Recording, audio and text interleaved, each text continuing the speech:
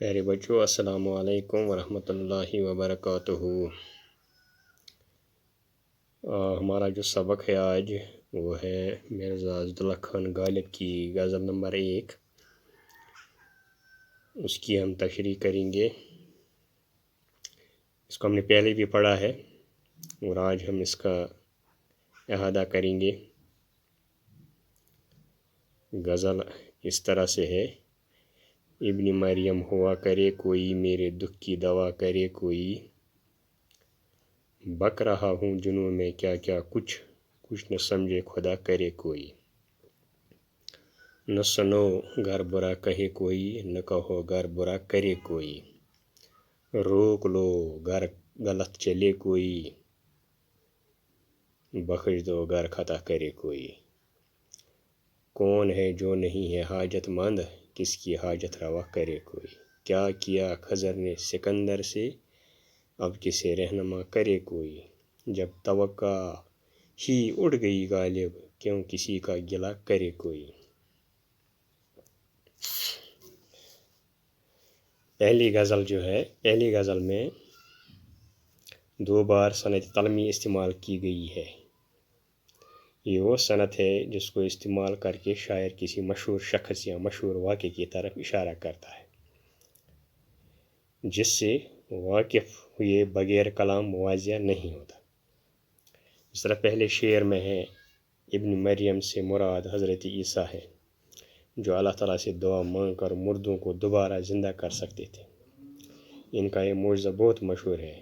انہیں رب کریم نے بن باپ کے حضرت مریم کے بطن سے پیدا کیا تھا۔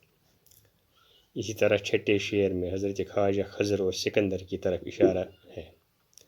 کہا جاتا ہے کہ سکندر حضرت خواجہ خضر کی رہنمائی میں آب حیات لانے کے لیے گیا تھا، لیکن نامراد لوٹ آیا۔ اسی طرح اس میں کچھ الفاظ ہیں: ابن مریم ہے، مریم کا بیٹا، جنون ہو گیا، پاگل پن، دیوانگی، خضر ایک پیغمبر کا نام، سکندر ہے ایک مشہور یونانی فاتح ہے، معین مقرر ہے۔ تو اس طرح سے اور بھی الفاظ ہیں اس میں۔ تو پہلی غزل کا پہلا شعر ہے: ابن مریم ہوا کرے کوئی، میرے دکھ کی دوا کرے کوئی۔ غالب فرماتے ہیں کہ اگر کوئی ابن مریم یعنی حضرت عیسیٰ بھی ہوگا، مجھے اس سے کوئی سروکار نہیں ہے، لینا دینا نہیں ہے، میں تبھی مان سکتا ہوں جب کوئی میرے دکھ دور کرے۔ مطلب یہ ہے کہ حضرت عیسیٰ مردوں کو زندہ کرتے تھے، وہ بیماروں کا علاج کرتے تھے۔ شاعر فرماتا ہے کہ اگر کوئی ایسا بھی ہے، لیکن میں تبھی مانوں گا جب وہ میرے دکھ درد کو مجھ سے دور کرے، لیکن ایسا کوئی نہیں کر سکتا ہے، کیونکہ میری جو بیماری ہے وہ لا علاج بیماری ہے، وہ عشق کی بیماری ہے۔ عشق کی بیماری کا یعنی عشق کا علاج حضرت عیسیٰ کے پاس بھی نہیں ہے، اس لیے کہ یہ کوئی بیماری نہیں ہے بلکہ ایک وہم ہے، اور وہم کا کوئی علاج نہیں ہے۔ دوسرا شعر ہے: بک رہا ہوں جنوں میں کیا کیا، کچھ نہ سمجھے خدا کرے کوئی۔ غالب فرماتے ہیں کہ محبوب کے سامنے اگر کوئی بات کرے گا تو غالب کہتا ہے کہ جب میں دیوانگی میں ہوتا ہوں تو مجھے معلوم نہیں کہ میں کیا کیا کہہ رہا ہوں، لہذا خدا سے دعا کرتا ہوں کہ میری باتیں کسی کو سمجھ نہ آئے، اور میرا جو راز عشق ہے وہ فاش نہ ہو جائے، وہ باہر نہ آ جائے، اس کا کسی کو پتہ نہ چل جائے۔ نہ سنو گر برا کہے کوئی، نہ کہو گر برا کرے کوئی۔ غالب نصیحت کے انداز میں فرماتے ہیں کہ اگر تمہیں کوئی برا بلا کہے تو اس کی بات کی انسنی کرو، اور اگر کوئی تمہارے ساتھ برا سلوک کرے تو اس کا ذکر بھی کسی سے نہ کرو، یعنی جیسے بھی حالات ہوں صبر سے کام لو۔ صبر سے کام لو. یہ نصیحت کے صورت میں یہ شعر پیش کیا گیا ہے کہ برائی کے ساتھ برائی نہیں کرنی چاہیے اور اس کے ساتھ اچھا کیا کرنا چاہیے. اگر کوئی برا کہے یا برا کرے تو اس کے ساتھ برا نہیں کرنا چاہیے. برائی کا جواب بلائی سے دینا ہوتا ہے، برائی سے نہیں. اس سے رنجشیں بڑھ جاتی ہیں، تکلیفیں بڑھ جاتی ہیں، تضاد بڑھ جاتا ہے، حسد بڑھ جاتا ہے. تیسرا شعر ہے: روک لو گر غلط چلے کوئی، بخش دو گر خطا کرے کوئی. اس شعر میں بھی غالب نصیحت کرتے ہوئے فرماتے ہیں کہ اگر کوئی شخص غلط راستے پر چلتا ہوگا تو اسے روک لینا چاہیے. اسے کہنا چاہیے کہ یہ راستہ ٹھیک نہیں ہے، آپ کے لیے ٹھیک نہیں ہے، غلط راستہ ہے. اس کو اس سے روکنا چاہیے. اور اگر کوئی شخص غلطی کرتا ہے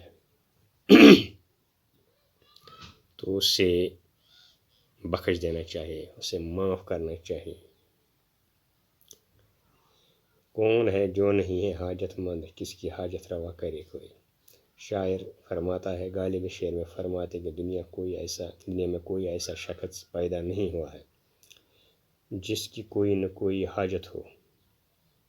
ہر ایک انسان جو دنیا میں آتا ہے وہ کہیں نہ کہیں پر وہ مجبور ہوتا ہے، حاجت مند ہوتا ہے، اس کی حاجت ہوتی ہے. لہذا اگر کوئی تمہاری حاجت روا نہ کرے تو اس کی شکایت نہ کرو، کیونکہ ہر ایک کی اپنی اپنی مجبوریاں اور ضرورتیں ہوتی ہیں. کیا کیا خضر نے سکندر سے، اب کسے رہنما کرے کوئی.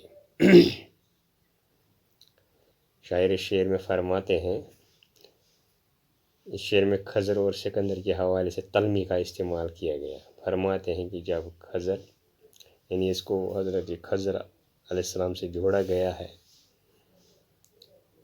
اس کا واقعہ اس میں اس کی طرف اشارہ کیا گیا ہے.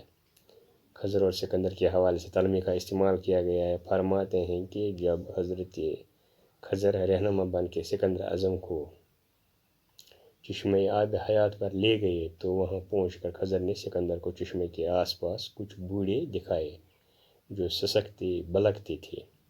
جب سکندر نے انہیں دیکھا تو اس نے آب حیات نہیں پیا. مطلب یہ ہے کہ جب خضر سکندر کی رہنمائی نہیں کر سکا تو کسی دوسرے سے کیا توقع کی جا سکتی ہے، کیا توقع رکھی جاتی ہے، کس کو اپنا رہنما تصور کیا جاتا ہے جائے. تو جب حضرت خضر سکندر کی رہنمائی نہیں کر سکا تو دوسرے کی کوئی بات ہی نہیں. جب توقع ہی مختارز ہے، جب توقع ہی اڑ گئی غالب، کیوں کسی کا گلہ کرے کوئی. اس مقطع میں شاعر فرماتا ہے، غالب فرماتے ہیں کہ جب کسی سے کوئی توقع ہی نہ رہی تو پھر کس بھروسے پر گلہ کریں. گلہ تو اسی سے کیا جاتا ہے جس پر توقع ہوتی ہے، جس پر بھروسہ ہوتا ہے، جس پر اعتماد ہوتا ہے، تو اس سے گلہ کر سکتے ہیں. لیکن جب توقع نہیں رہی تو پھر کس بھروسے سے گلہ کریں. گلہ تو وہاں کیا جاتا ہے جہاں کوئی اپنا اور جہاں بات بننے کی امید ہے، جہاں کچھ بات بنے گی وہاں تو گلہ کیا جائے گا، وہاں تو گلہ کیا جا سکتا ہے.